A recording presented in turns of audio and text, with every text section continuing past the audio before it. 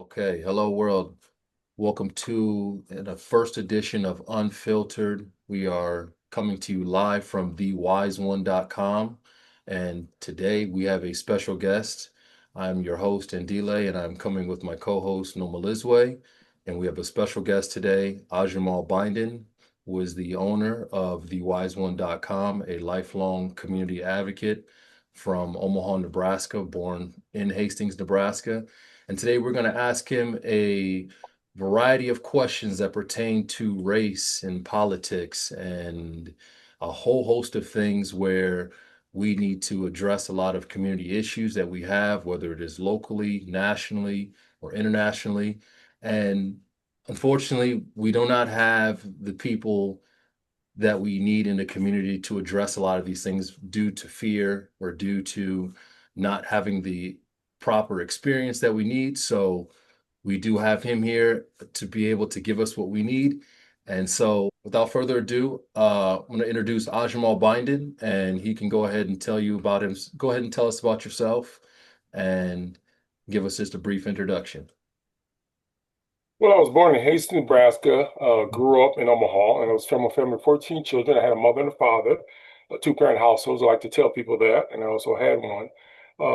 I also attended the University of Nebraska in Lincoln, where I got my bachelor's degree in history, and the major was political science, and history was minor in psychology. During the Peace Corps, after I left the university, went to a country called Botswana, next to South Africa. So, University of Nebraska in Lincoln prepared me for South Africa when I traveled there. Their apartheid, because of apartheid, and Lincoln still is. And also, I met my wife there, 43, met her, was married for 43 years. I met her there when I was in Botswana from 1977 to 79. I got married in 79. And I worked for Catholic Church about 25 years in various positions. And probably the longest serving atheist who worked in a key position in the Catholic Church agency in the country. I walked in an atheist, I walked out as an atheist as they walked me out the door and they got rid of me. Claimed they ran out of money, but it's part of that racism that exists in these white controlled organizations. And also, I worked for Nebraska Families Collaborative for about 3.5 years. That was another trip dealing with child welfare issues. And then I also worked for the Douglas County government, which is probably the most racist, elitist, mean organization I've ever worked on. I never worked in a government position, but I've never seen so many people just lie to your face, and politicians was unethical. And just, again, some of the criminal things we hear about in the community that happens oftentimes in local government, both city and county government. So I saw some of that for 3.5 years. And it was a very difficult place. I even filed a grievance about racial harassment against the two county attorneys and my boss and some other gadfly who was always interfering in my job because they thought I was going to kiss their toes or bow down to them. But again, when you work in a white supremacist organization, you sometimes have to use their system to fight back. But the main story is that they didn't find merits in mine because, again, there's a kangaroo court. And again, they still continue their same behavior. So that's a little bit about me, and I'll stop there. And by the way, I have a involved in educational events and so on in the community. Yeah, that's good. So, what would you say your mission is throughout this whole process and your whole work experience? What would you say your main mission and objective would be? Well, that's a good question. I think my main mission is to challenge the status quos. I didn't call them status quo. I said status crows. They sit on the line and look at us and take advantage of it and eat all the scavenger stuff out there. But also working to fight against situations that help to oppress the poor, and most often the African Americans, because there's not a lot of us fighting for our cause in our communities. It's obvious by our conditions and so on. One of the things that was my mission that helped me deal with some of these issues was my mother who taught us to fight and take no prisoners when you do social justice work. And also, she also told us not to be friends of the system. Again, that was one of the things that you do when you are fighting for social justice for oppressed people.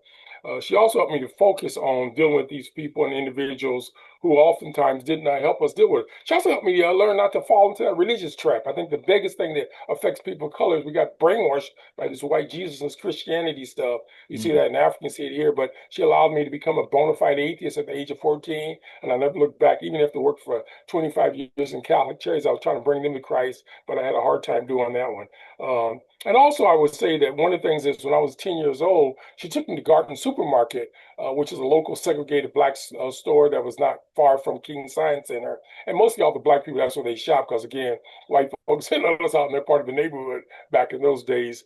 We're talking in the 60s. But to make a long story short, she saw a couple of the elite Negroes, bourgeois, talented 10th, as W. Brewers called them, and they were hiding from her or something. She said, "Hey, they don't even want to say hello to me. Look at them. But when they need help, they'll run out and find me," because my mother by then was known as a community activist, even when I was young. And so that helped me to understand that most of the times, a lot of our people don't even care about ourselves and so on. They won't fight. And again, that's evidenced by our conditions today after all the stuff we deal with. The other thing I would say, the thing is, she also let me to understand that sometimes people want to keep their jobs. So again, they're not going to bite the hand that feeds them, but they're not even going to network with you after working hours, even though the many of them wear penguin suits, bow ties, and things like that. So it's been a challenge. And again, I would say most of my agendas and things were promulgated by my mother teaching me the right way to go and have a sense of ethics, value, and fairness for people at the bottom. It's good. Now, is there anything that's still, I mean, you've been doing this work for quite some time. Is there, what still motivates you to get up and wanting to fight for, equal rights, equality, the poor, the people who may not have a voice, and what motivates you to continue to do this advocacy work? Well, I got three grandchildren, and part of my agenda is watching their eyebrows grow, and so I want to make sure that they turn out okay. But part of it also is those who are not yet born. I was taught that sometimes you don't get the rewards, but you also, it's like Martin Luther King in his famous speech the last night before he was murdered by a right racist, and obviously the FBI and the government was involved in that whole charade and everything. But even those who are not yet born. So what we do today, and I read a lot about W. Du Bois and different great leaders, Sojourner Truth, Harriet Tubman, Mary Lou Hammer, people who oftentimes Denmark Vesey, Nat Turner, those are the kind of people who inspire me because they did stuff that help us today.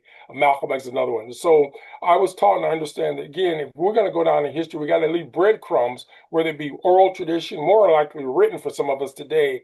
And that's what has motivated me to stay involved in the trenches. As Senator Chambers once said, when Father Time catches me, I want to be in motion doing what we do best. And I think what I find a travesty is those handkerchief head, bootlicking Uncle Toms who retire and sit back and do nothing but watch football all day and play bridge and dominoes and Tonk and all those other card games, poker, and won't bust a grape or share some of their experiences because they're traumatized, they're burnt out. But I'm somewhat disappointed that we don't get more of the people who get their social security checks in the mail. And we know these administrators can't take their money from them and they won't bust a grape. And so, again, it means, again, like in Star Trek, the few have to do the work for the many. Mm, well, that's good. You did mention you were motivated also. You mentioned your mother as far as being an influence as far as for your work and the things that you've done in the community. Um, she worked on things as desegregation and busing and getting rights for people and things of that nature. But today we see the city is still somewhat very segregated. There's still a lot of inequality, whether it's in the school systems or in the workforce.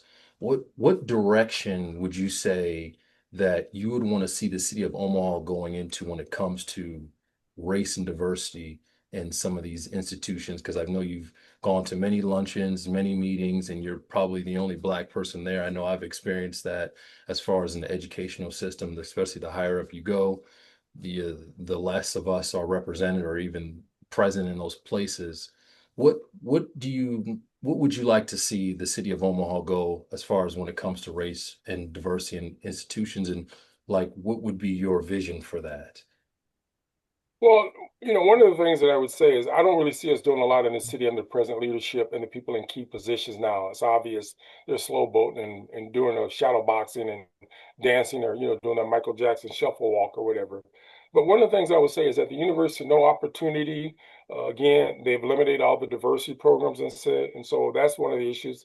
I don't see us doing anything. We have a human rights and relations director who's a white female from, I think, the West Coast. I had a conversation with her once, and she said, out of her mouth to my ears, that Nebraska doesn't support affirmative action. So basically, she was saying she's going to go along to get along. And secondly, I've never seen her bust a grip. I did ask for a report from her office of what they did for the year. She sent me like a paragraph. I'm like embarrassed that she would send me something that asinine when I'm aware where back in the day, the department chair, directors would write long reports and so on. The other thing that I see that we're facing in our community is just the fact of critical mass. Again, African Americans, we don't work together. We got a lot of these young whippersnappers who dumber than rocks. They can't read. They use AL all the day. I want to say AL, ow, ow, ow. But at the end of the Yeah, day, yeah, they don't know how to read and write. Some of them, they just again, they're functionally illiterate. We got a big law that they want to look to pass that if you don't pass the third grade and can't read and write, you get a L back. Well, if that's the case, they got to get some adults who work in City Hall because they don't read and write. I know people who are old as me. I've never seen a piece of paper with their name on it. So again, I don't see our institutions as doing that. The Equal Opportunity Commission is a jam. You got it run by a white woman. I try to interview both Human Relations Department and the Equal Opportunity Commission in Lincoln. They won't even return a phone call. One of them, I think, had a nice conversation with a woman in Lincoln, and I thought she was going to do it, but then after she talked to her colleague, friends are, I think they're members of Daughter of the Confederacy or they're, mean white girls, they wouldn't agree to do an interview. All I'm going to do is ask them, what are they doing to help Black folks and particularly people of color and people who have problems in this apartheid city? Don't hear nothing from them. So basically, as Malcolm would say, we got these fox and these wolves in the hen house, and we think they protected us.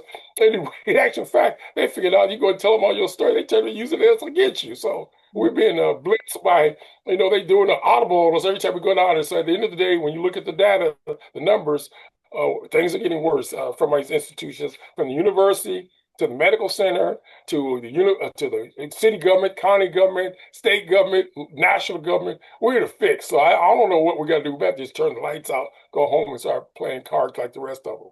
mm.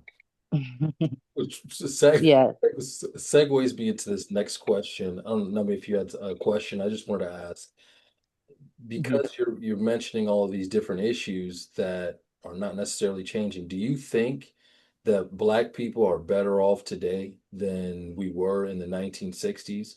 Or was there ever a time in this country where you could have read in history? I know you're a scholar, you do a lot of reading and book reviews and research.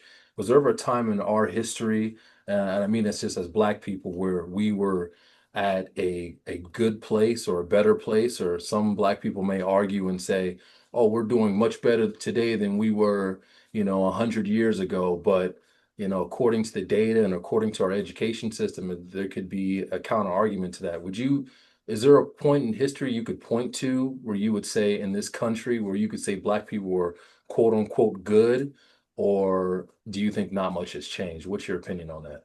Well, I would use the late Buddy Hogan one time did a meeting with Sherman and McKeel and some of those.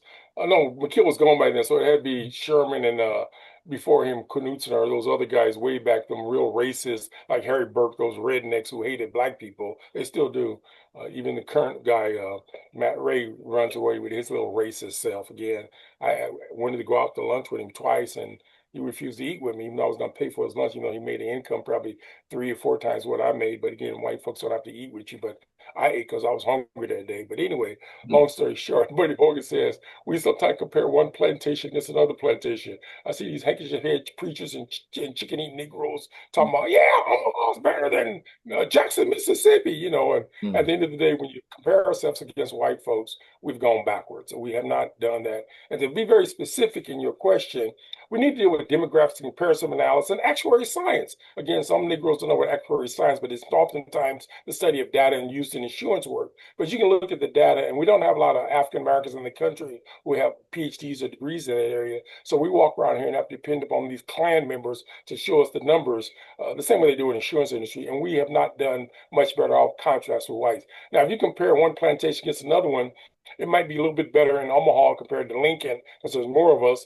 Or again, I was born in Hastings, so most of us who left that area might do better. But at the end of the day, the data shows it. Like I said, I wish more people know how to read and write because they could come back and have a ample discussion with me on this. But again, I have a hard time talking to a lot of handkerchief heads and Negroes because I have not had a lobotomy. If I had a lobotomy, I'd be able to have a coherent conversation with some of these people. But sometimes, you have to just shake your head. And as an atheist, every now and then, I want to break down and pray for them because I just don't know how to talk to people who just don't know how to talk about basic knowledge and stuff you get when you're reading, you learn from your elders, grandparents, and so on. And some of these people never had grandparents. They grew up, like my mother used to say, they grew up like a weed. So again, it's hard to even have the conversation. So I just sometimes have to sit and weep in the corner and just hopefully the next generation to deal with some of these issues. But again, I try my best not to talk to elephants and things like that and horses because again, they don't speak my language. That's good. You also, one more thing, you got something? Yeah, I was gonna add on to that just in general, like working with like having to be around foxes and wolves and people who are just raised like they're in the weeds. Like how would you even approach that? Like how would someone who is trying to be successful in Omaha community that wants to do better, like what could they possibly do? Like what would you suggest in that matter? Because the education is not the best. The people in power aren't doing what they need to do. Like how would you suggest that one could organize, whether that is someone who is, you know, high school or someone that could be a senior citizen? Like what part could they take, or what would kind of advice or suggestions that you would give them, like if we want to get involved to kind of better our plight, at least try to, leave crumbs for the next generation. Well, I will use two quick examples. One, in a couple of years, we did a history conference, and I would tell people the one we did about a couple of years ago on the segregation, we invited over 100 Omaha public schools, Omaha plantation schools officials there, administrators, black folks, you name them, even people at the university level. Not one of them showed up. Again, the topic was desegregation, the importance of what happened 50 years ago, and so on. We also did another one last year. We talked about the book written by Adam Fletcher Sass. It deals with the history of African Americans in Nebraska, particularly in Omaha. And again, dismal turnout. And so my response is that sometimes it's like that scripture in the Bible where two or three gather in my name, there I'm in the midst of you. So those who are there, you work with them, and those who don't show up, you don't deal with that. But it also points to the silliness and the stupidness of some of us, where we have Bud Crawford or Terrence Crawford have win his major title. Over 20,000 people show up. We have Juneteenth. We march down the street in our Bermuda shorts. Chief of staff is in his shorts, and the mayor comes down with her white self. She's walking to 24th Street, probably the first time she's ever been in North Omaha, but I'm sure she had a lot of bodyguards and sharpshooters sitting on the roof. And then, of course, we have Juneteenth, Native Omaha Days, you name it. All these events, you got over 20, 10, 15,000 people show up. Majority of them are African Americans, again, and don't have a clue. I mean, literally. And again, when somebody gets critical about us, we want to shoot the messenger. No, if somebody's telling you doing wrong, even if it's an alcoholic in the drug or he's into whatever in the street, say, hey, don't go that way because there's a wolf down there. You might have to listen to that advice. Sometimes we have to consider the source because I don't take good advice from Klansmen and so on. And police also kill black people. But no, at the end of the day, we just have to work with who's there and keep moving. Again, sometimes when you're trying to get in shape, you got to start to walk and then you can start to jog and then you run. Same thing. So hopefully there will be some people come along. But again, as my son shares with me, sometimes we have to leave things go and let the next generation deal with it because Rome was not created in a day. Africa was not misdeveloped in the day. And again, we're going to have to unwind that onion or those rubber bands in the same methodic way because every time we do something, we got those pushing back against us. And some of those we even look just like us. And so we know what they look like because, again, they sneak around. And again, obviously, they're sleeping with the enemy. And again, they're known for producing a lot of mischievous behaviors and children that don't have fathers and mothers to take care of them in an adequate way. So again, it's somewhat of a difficult challenge, but in the meantime, that's what faith is all about. And again, faith can be different groups, different religion, different whatever beliefs. But we have to look at our community and say, at some point, what role do we play, or should we just be the permanent historical victim and just lay in the corner and start whining and wailing at the wall and crying like a bunch of whatever? Where would you think that stems from though, as far as why is it that Black people, it seems as a community, we will show up to the things that, may not have that much value, these symbolic celebrations or these things that, are kind of like a party or a dance or those type of things. But when it comes to, let's say, real community issues, town halls, forums, book discussions where we're really talking about things like such as our history. Omaha's history, Black history, we won't show up. As a matter of fact, you may have more people from other races show up and know more about our own history than we do. So why is it that are we just content with our situation? Because I find that hard to believe, but at the same time, we'll show up for the party, we'll show up for the parades, we'll show up for, the marching and all that fun stuff.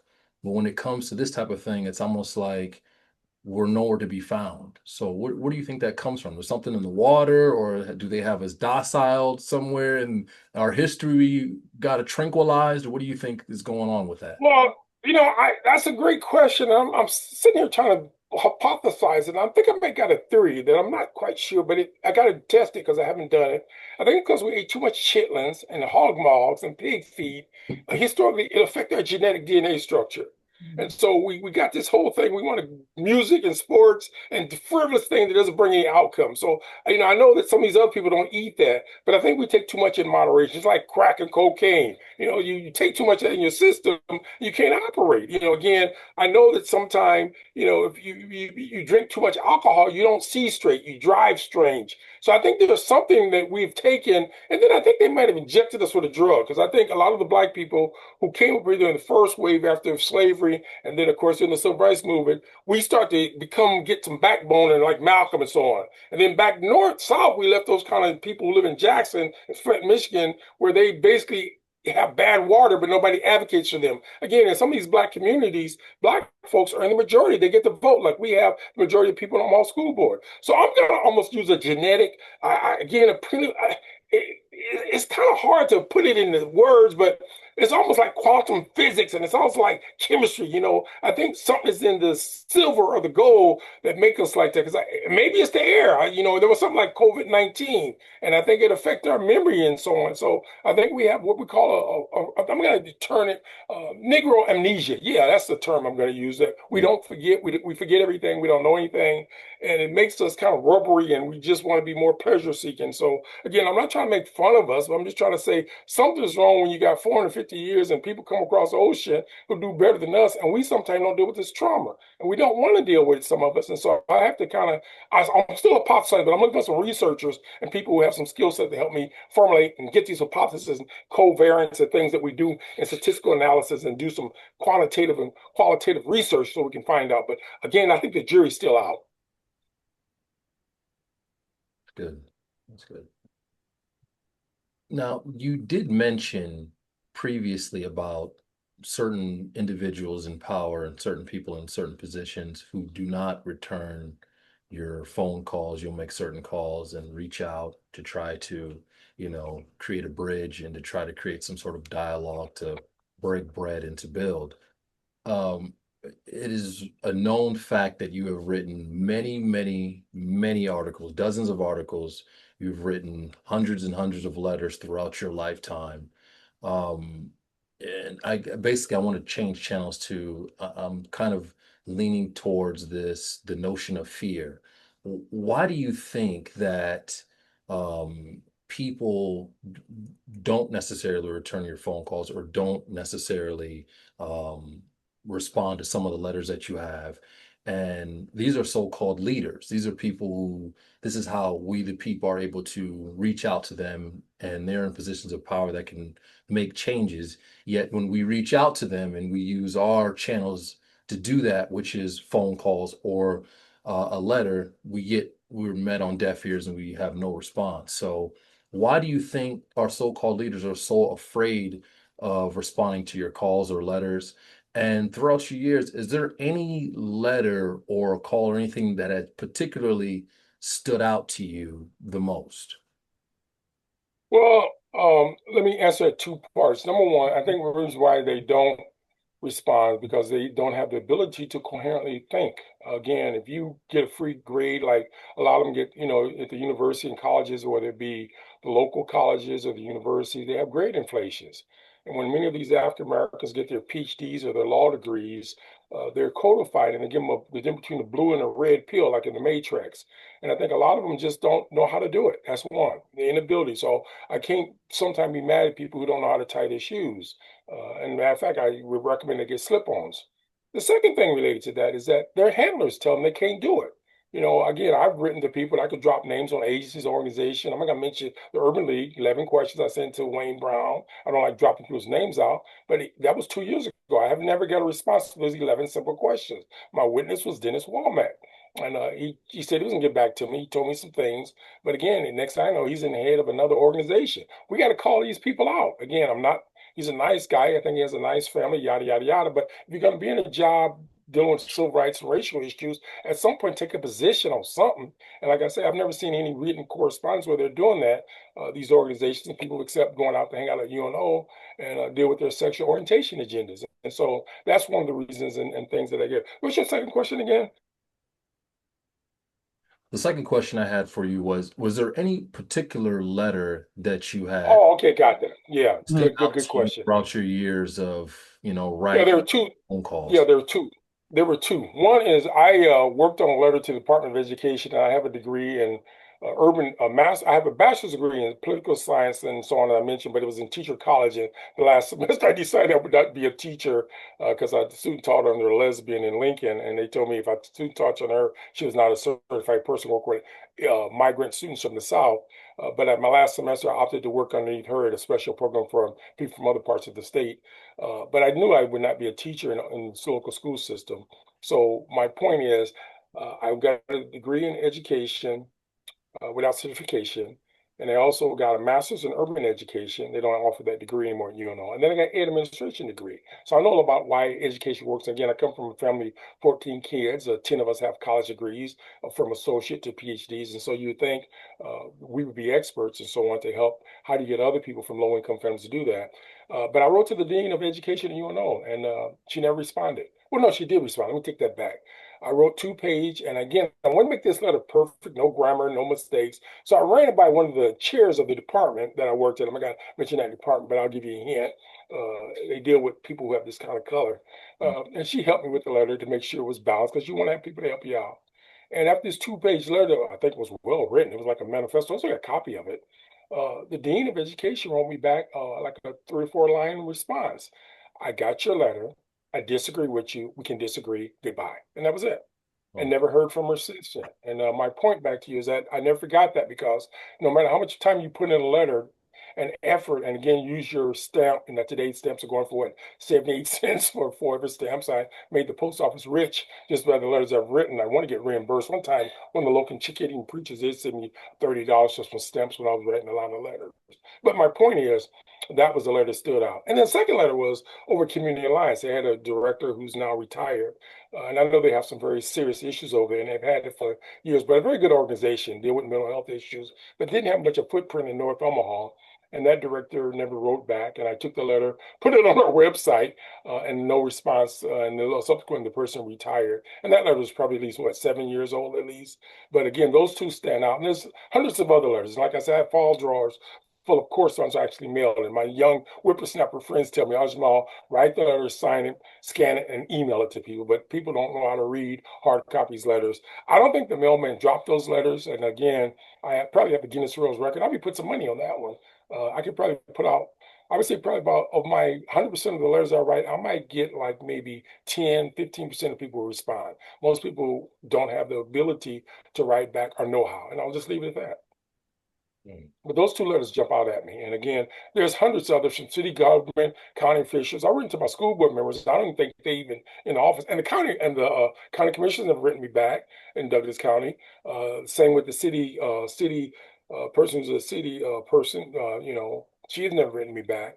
My city council member, state senator. I don't know how she got elected. I just don't think the person has a brain in her head. I'll say that publicly and privately in my district, but there's no excuse to get elected and have no significant legislation. And by the way, some of you don't understand that you can insult and say a lot of things about politicians. They're in the public bodies. So if you say they're stupid, it's just like what the government does to us sometimes. They take our money and they think we're stupid. So you can say that. And again, you can prove it. You go to court, do a deposition, and show that they don't respond. You got the letters as proof. And if they're incompetent, which many of them are, you just have to leave them alone.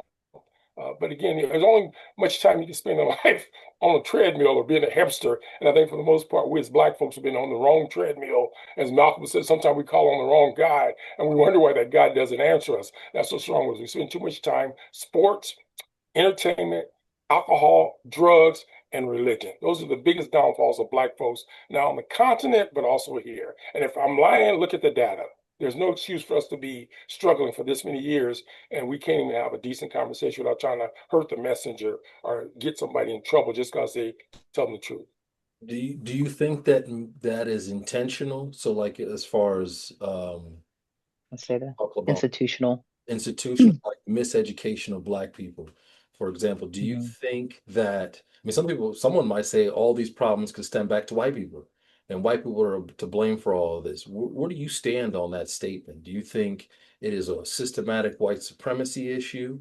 Do you think it is a twofold where it's like we can only put so much blame on them before we have to take accountability? Or where are you at with that? Because it's clear that we've all come up in the as you would say the Omaha plantation school system, and we know that education is inadequate, and it's even worse for uh, people of color, particular Black people as well, when it comes to reading and writing and mathematics, arithmetic, and what so have you.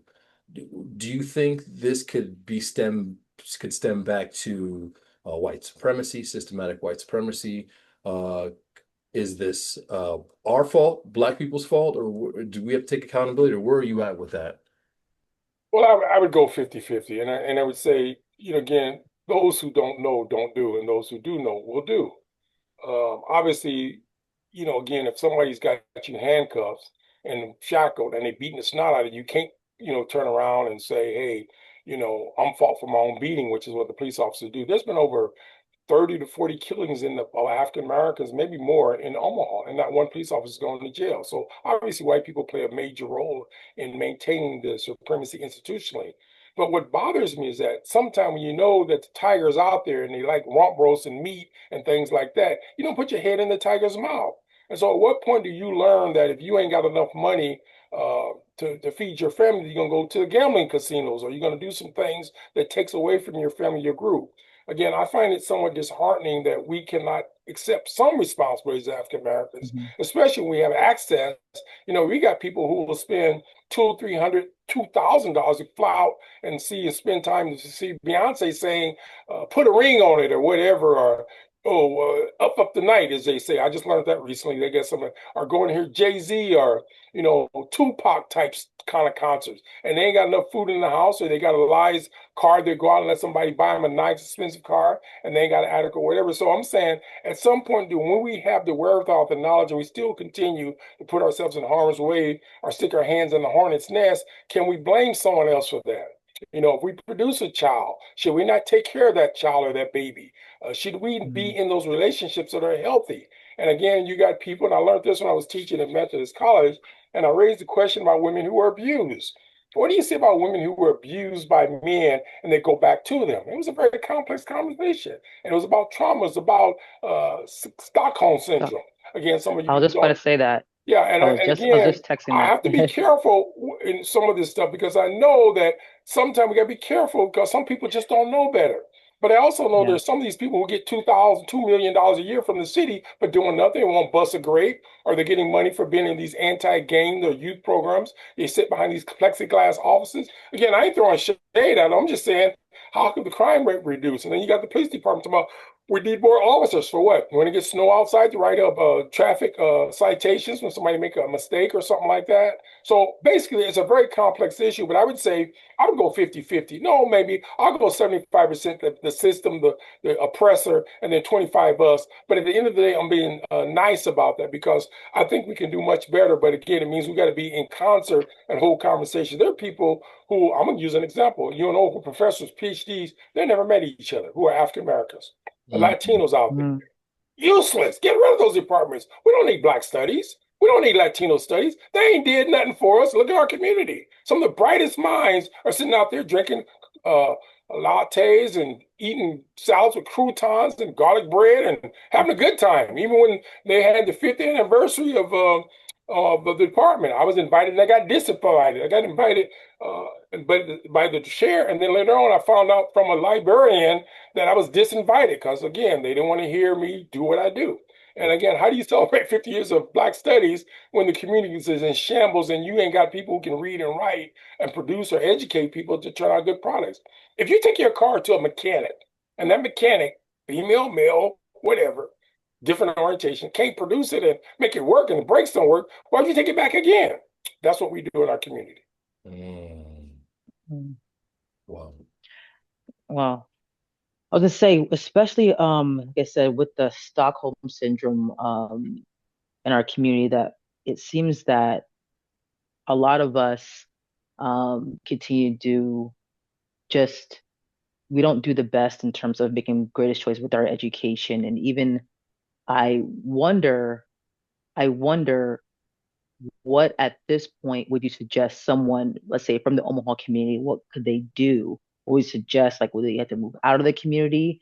How would they even, I guess, get out of that Stockholm syndrome or get out of that type of trauma, if they're trying to work towards it? Or do they even know that they're in a trauma like that? Are they aware of that?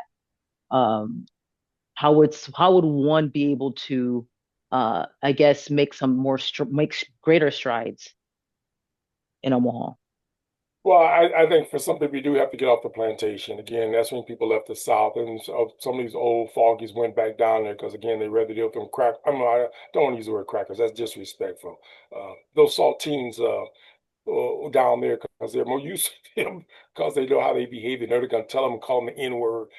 Worse, Hmm. these little slick city people in Omaha or in Nebraska or up north. And it was a Martin Luther King when he went up north. He saw how they did black people. He says, "Man, I'd rather deal with the people in the South. I know where they're coming at. I know they wear the white sheets and they don't necessarily wear the patent leather shoes and carry briefcase, but I know where they're coming from. Where up north, as Malcolm said, they stick the knife in your back, pull it out halfway, and call it progress." Well, I think that's part of the issue is leave town. You got to leave town. We got a bad sheriff, and we do got a bad sheriff who let the officer shoot black folks would act like it's a daily occurrence, and it's happened more than once.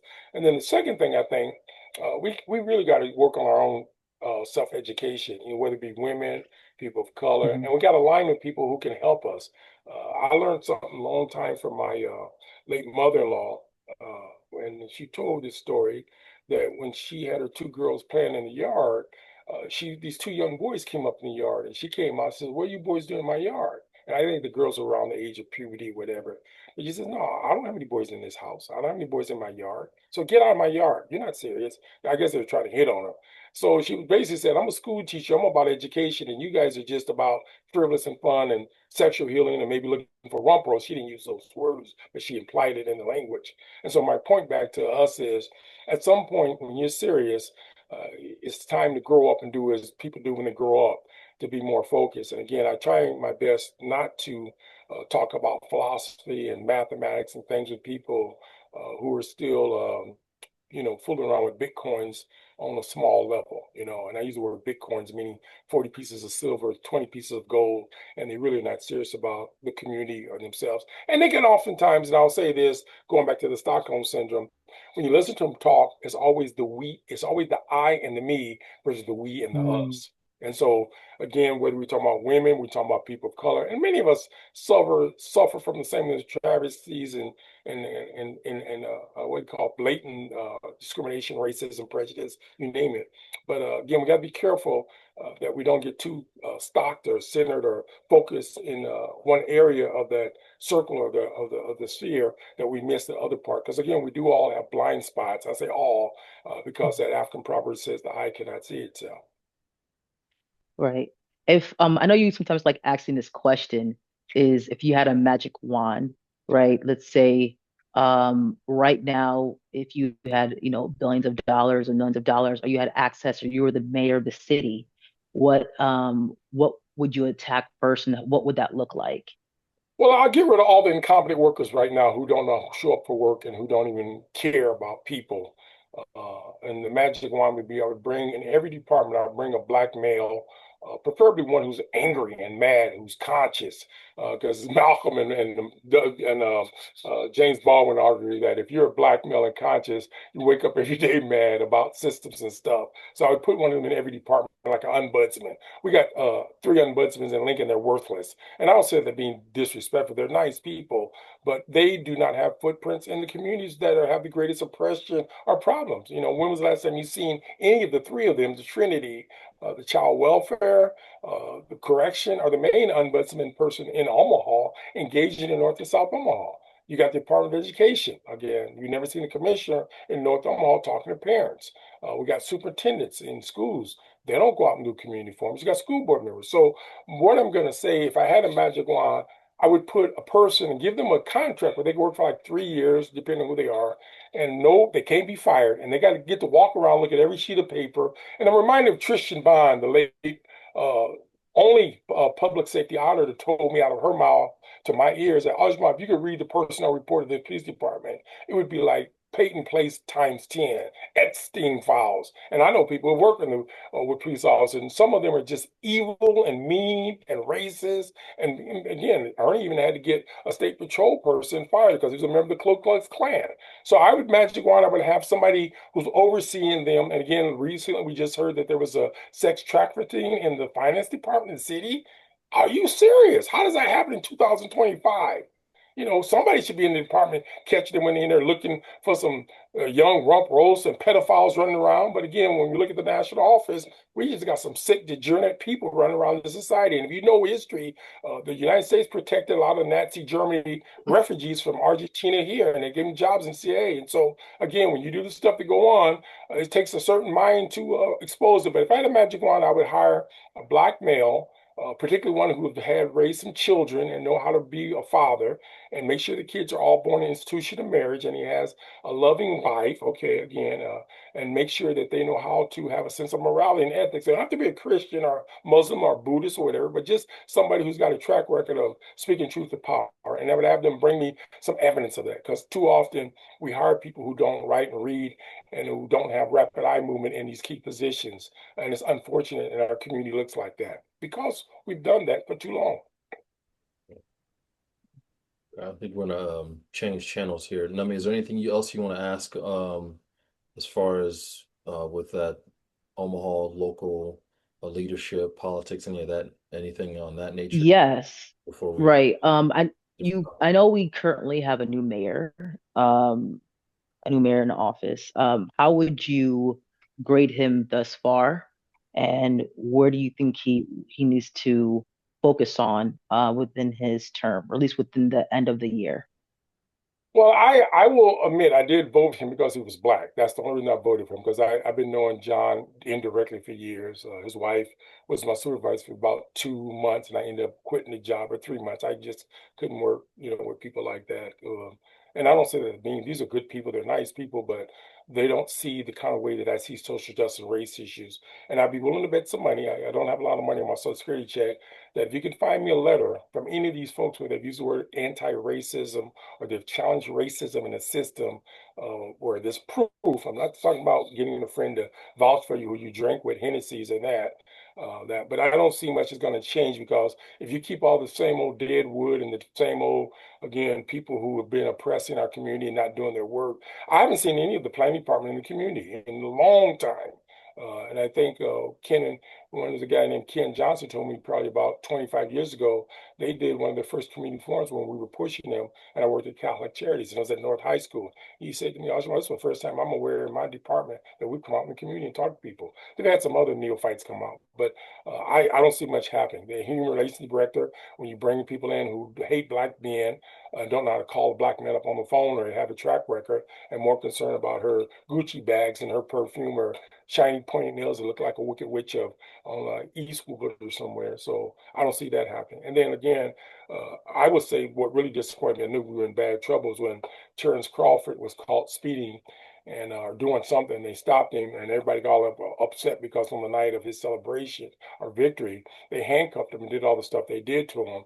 And people start complaining. Then you had the chief of police, who's a white guy, who's incompetent, obviously. I've written to him a few times, never wrote back once. I know him indirectly from being in the meetings, but at the end of the day, he lost over $500,000 or more with that discrimination, sexual harassment. Should have been fired on the spot for that. But again, they kept him on. And then, of course, you got Tommy Warren, bless his soul. He's a good guy, nice family man, but can't think of nothing he's done for black folks at the Urban League or in general, or anti-racism. Nothing against him as a person, but in terms of job, nothing there. And obviously, they're all the mayor. He's a former deputy chief or some type. Never heard a word from him. Tariq Alameen told me a little bit about him, that he was a nice guy, but they had to set him straight a couple of times because he was drinking the Kool-Aid like that Black Union guy. So I don't see nothing come out of any of them. Again, I'm not gonna hold my breath because I know if I hold it, I'll be dead from not breathing. But I don't think what's that Billy Preston song? Nothing from nothing leaves nothing. If you want to be about something, you got. If you want to be with me, you got to be about something like that. Well, again, if they have not done anything in the past, you've never seen them speak to the issue, and they're still doing what they do. And again, I'm critical about their behaviors at work, not on their personal lives. I don't know them. I don't socialize with these guys. I've never been to their cocktail parties or anything. But I just know from what I see in the paper and what I read, they're not going to bring liberation. So, like the brother man said to me in my Black Studies class, I invited this Muslim man to my class, Terry Muhammad, and he was lecturing. Again, he's a Muslim. I'm an atheist, but I invite different people, different belief systems to talk. And he went off on President Obama. He says, President Obama's been in office for all these years. He ain't did nothing for any of us but the homosexual. And I got one student who got him and walked out. She was pissed. And then another student who was in the military, he said the military's done nothing but just create havoc in the countries and other across the military, nothing but a water carrier for corporations.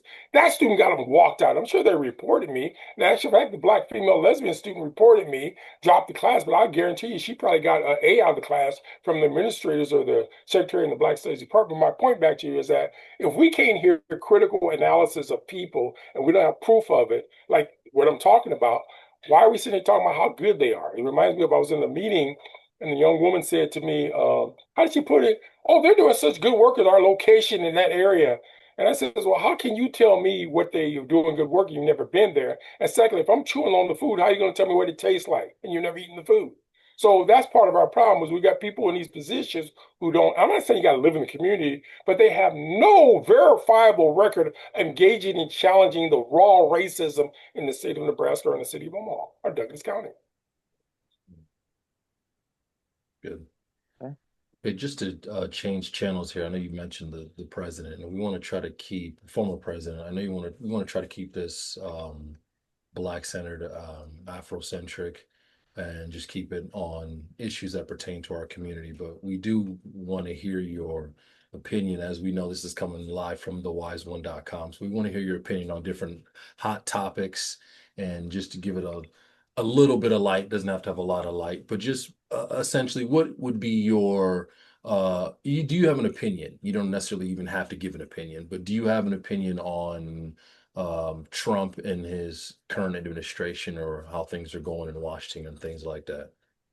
Well, as I've learned recently being a part of the senior citizen, I get discounts when I go to McDonald's and to the store on Wednesdays at Hy-Vee and different places. I've been told that when you get to a certain age, sometimes people give you grace and benefits. And so if I lose my mind, I forget where I'm going or so on, people are going to say, okay, we understand he's at this age, so that's it. And so I'm not going to blame it on ageism, but the fact that what I'm blaming is that when you know somebody has some issues upstairs, and as an old lady told me in the projects when I first started out, that sometimes people's elevators don't go all the way to the top. I bust out laughing because I never heard that one. You just have to show them grace. And so it isn't that person, it's the people around them, whether it be the Supreme Court, Congress, the people who are part of the MAGA. And my reading's not good because I thought it said maggots, but again, I'm not sure because again, I went to the public school, so I don't have phonics and I don't read as well. But what I'm really trying to say is that my issue isn't the person as one individual. Like we blame Adolf Hitler for a lot of the stuff that he did, but there's a lot of good Germans who let him get away with it. They saw the crematoriums fired up, or Rwanda. We knew it was going down, and that. And Bill Clinton said that is the greatest strategy of his administration. He didn't intervene. They intervened in Bosnia. And we got genocide in Turkey, and we got genocide in Palestine. So all these international national issues affect all of us. And so my point isn't that one individual, because again, it becomes us collectively. And when again, if somebody comes to Nebraska, and I'm not going to mention any names, but I had a person who had an advanced degree tell me she was going to some place in Western Nebraska, and she went to a small little place to get some gasoline. The guy told her, "You can't come in because of the color of your skin. We don't serve your type. Get out of here." And I thought, okay, that happened 30, 40 years ago. No, it happened recently, within the last 3 to 5 years. I said, what? What did you do about it? Nothing. Did you report it? No. And that go my point. So at the end of the day, if we allow stuff to continue, if the shoe keep pinching our toes, then stop complaining. And I'm gonna tell you the thing that I find most disheartening when I'm in meetings and what I've done is I'll say something and people come and say, "That's a good point." I said, "Why didn't you say it in there yourself?"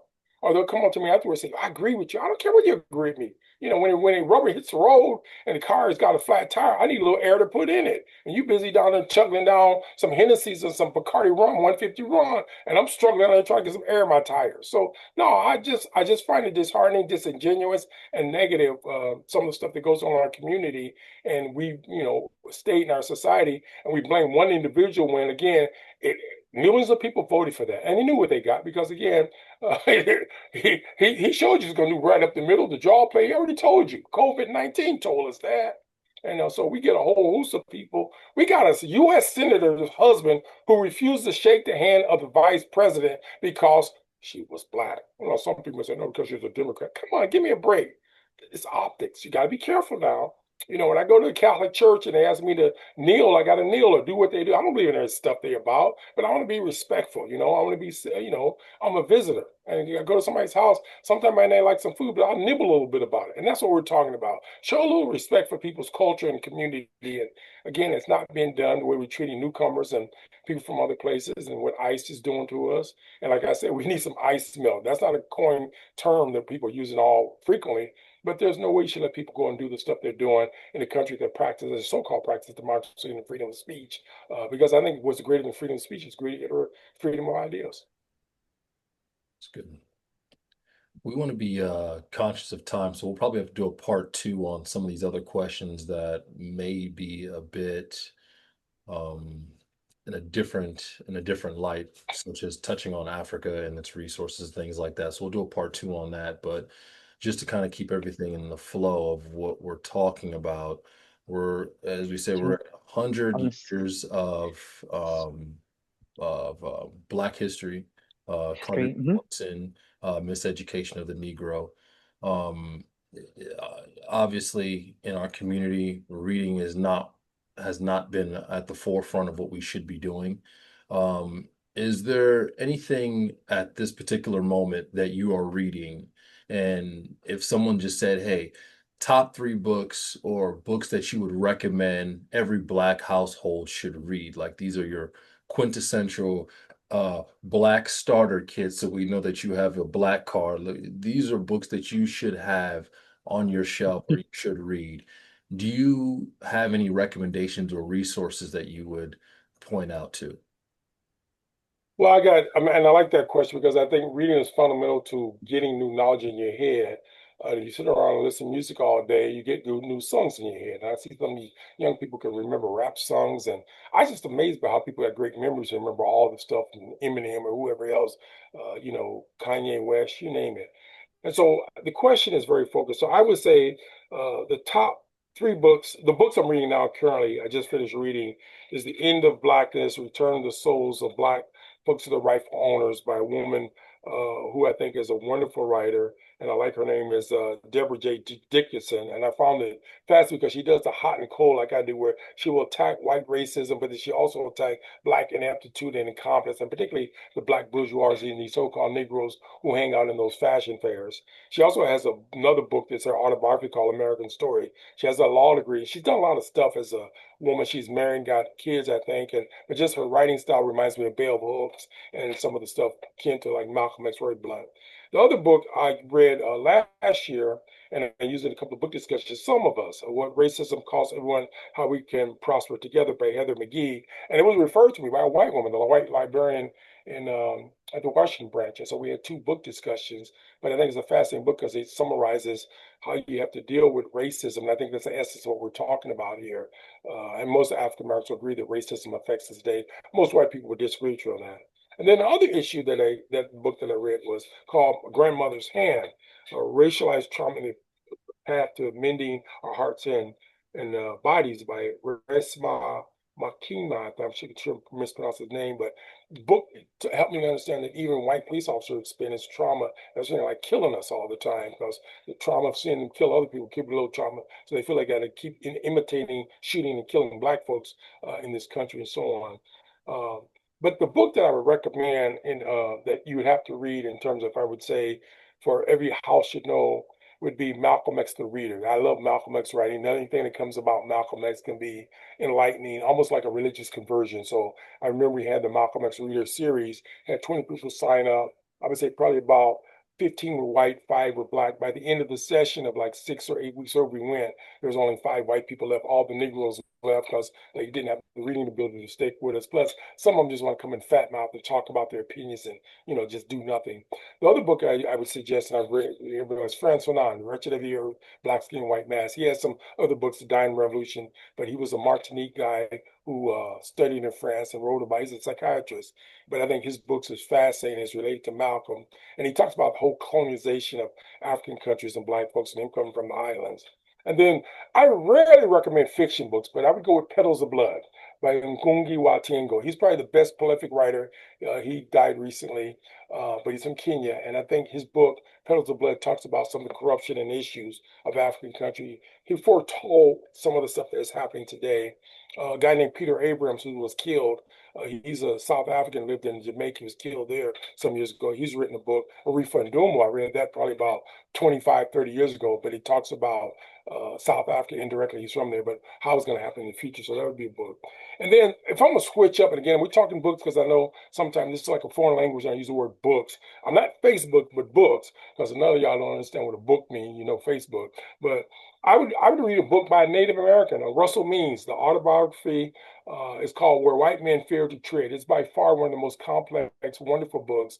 Russell Means wrote, he was known for his speech he gave in South Dakota. It was like, I have a dream speech, and I use it in my class. But you got to read his book. He died a few years back, been to Omaha and yada, yada many times because he goes here. But he's a thing. He was also an actor in the one that Costner was in. He was in that movie. But basically, this book is a fascinating into his life, how he evolved as a very articulate, native-centric person. And again, I don't see too many natives who operate like Russell Means. There's a lot of books about Native Americans, but I like the way he tells his story.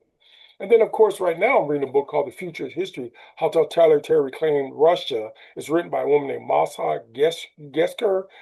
She's a Russian person, but her writing ability and skills is excellent. She deconstructs the Russian society as a failed state. And I think the same thing is happening in many African and Central American countries and what's happening all over. But I like the way she explains how Russia became messed up from day one and all the revolution. And she does it in a way, and her control of English is excellent. And I'm learning that because her blueprint of totalitarianism and fascism is mirroring what we're going through right now, where systems are breaking down inward, and there are people who are standing on the sidelines letting a few people dictate and get multi-billionaires when there are people who don't have enough food to eat. So those are books I recommend. Again, not in a sequential order, but I do think that at the end of the day, we should have more books in our houses to read. And whether you use a Kindle, like I have a Kindle with lots of books in it, or hard copy, or read Audibles, because I got colleagues who don't read, they'll listen to a book when they're working.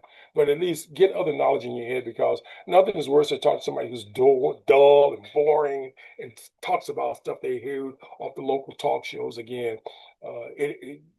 dumb people can't help but teach you dumb things. So again, if you're serious about learning great ideas, you something have to go back in history and read about stuff currently, but more than anything, get knowledge for yourself in order to be able to make your existence worth something, not the banality that we exist today, as many of us in this community and in society. That's good. Now, normally during this part of the show, we would have questions from the community, from the audience, where they send them in and we'll read them out to you. But this is our intro show, so it's a little bit longer than normal. And we're going to just put that on the screen here. If you have questions, just send it to questions at thewise1.com. That's THEYS and the number one.com. Any questions you have for the wise one, go ahead and send them in, and we'll just read them to him on our next show. So without that, we'll just go ahead and Nami, do you have any closing remarks or anything of that nature? And then we'll just let our the wise one here go ahead and say what he needs to say for any issues or trending topics or anything else that he wants to talk about for today's his monologue per se. But Nami, do you have anything else you want to add on or anything you want to talk about or any questions? Yeah, I mean, it is Black History Month, so um I would like to ask you some rapid fire fun questions around Hmm. Black history. Hmm. So you can choose either one or the other, just of your preference, okay? I'm gonna do two parts. Uh, so whatever comes to your mind, you can just choose, all right? So Hmm. this would be a quick food edition, all right? Okay. Mac and cheese or yams? Yeah. Fried chicken or oxtails? Oxtails. Kool-Aid or sweet tea? Sweet tea. Cornbread sweet or savory? Savory. Homemade plate or cookout plate? Homemade plate. Okay. This is culture and vibes. Oh, not culture, sorry. This is funny ones. What's better, loud auntie or funny uncle? Loud uncle. Loud uncle? Okay. Hmm. Late, late but fly. So you late, fashionably late or early but basic. Early but basic. Dance battle or roast session. Dance battle. All right. And church, last one. Church clap or slow head nod. Slow head nod. All right. Okay. That's about it. That's It's gonna good. be kind of fun set. Fun segment there. Okay, so I have nothing else for this segment. I mean, there's a bunch of other things we could have touched on. There's so much stuff as far Yeah, as we can cut out. AIDS and Epstein files, all that stuff, but we'll just say that for Yeah, I was other gonna ask about that. shows because we want the show to flow in one way. We can talk about that in a part two. But I have Do you want to? there, Oh, is sorry, go ahead. there, we'll just divert to the wise one. Is there anything as far as the floor is yours, the soapbox, anything you want to just, you might even call it the rant per se, but is there anything you want to talk about, issues, reads, current trending topics, anything you want to speak off and just, that has come to your attention that you want to go ahead and talk to the audience about?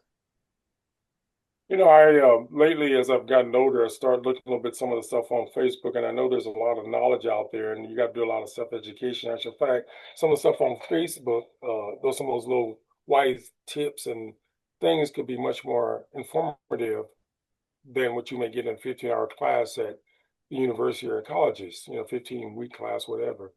But I would say going back to African proverbs, that's been the thing that helped me conceptualize and understand the issue. And I always like to share a few of those because I think it helped me to see things in a more coherent manner. So, for example, I always like to say the knowledge never bends the ignorance. Again, that's kind of the theme of what this show is about. And so it reflects if you know stuff, they can't take it away from you. There's another proverb that says a termite can do nothing to a stone except lick it. Again, it's self-explanatory, so you don't have to go there. And I also like to share the story of, this proverb where the lion was running through the bush real fast.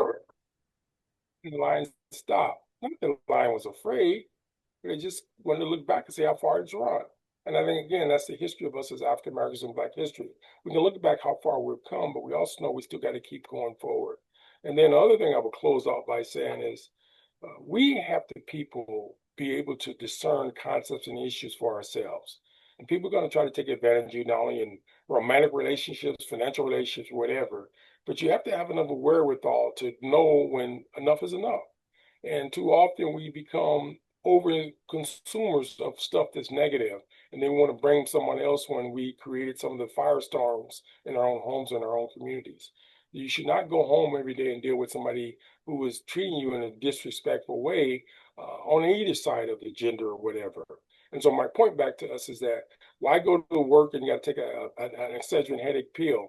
You should create an environment and try to work towards make sure there's not toxic. And I know a lot of these organizations, by just the way people operate, they dread going to work. And so my point is work should be fun. We should be excited about things we do, but try to align that work with your mission personally and privately. And that's one thing I can almost say that a lot of stuff that I've dealt with has been easy on one level because I've hopefully not strayed too far from the socialization I received from not only my parents and my community, but also when I was on the continent that, again, life is going to always be rough. My mother used to say to me, if you're a man, you're going to always have to work. And she said, the kind of work you do may depend upon your education. And she also went on to say, rich people can live anywhere.